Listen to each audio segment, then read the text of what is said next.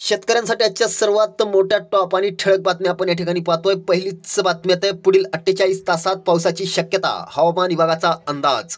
पुढली मोठी बातमी, आता सर्वात मोठी बातमी आहे, कांदा निर्यात बंदी जानेवारीत न उठवल्यास कांदा उत्पादक शेतकऱ्यांना मिळणार अनुदान. पुढली मोठी बातमी आता, 1 जानेवारी उलटली तरी दूध उत्पादक शेतकऱ्यांना अनुदान बाबत हालचाल नाही, किसान सभेचा आंदोलनाचा इशारा.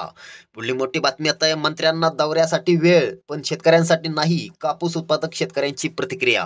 पुढली मोठी बातमी आता आहे, अमरावती जिल्ह्यातील 1914 स्वस्त धान्य दुकानांना टाळे, स्वस्त धान्याचे वितरण ठप्प. पुढली मोठी बातमी आता, ट्रॅक्टर खरेदी करण्यासाठी सरकारकडून 50% अनुदान. पुढली मोठी बातमी निघते, कांदा निर्यात बंदी तात्काळ उठवा, डॉक्टर अमले कोल्हे यांची केंद्राकडे मागणी.